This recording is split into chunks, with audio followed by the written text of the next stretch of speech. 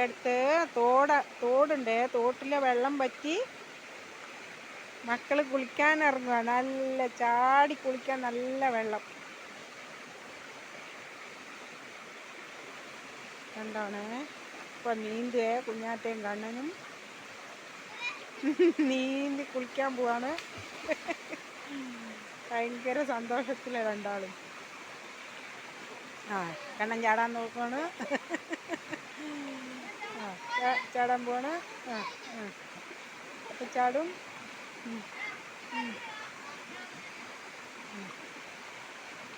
ആ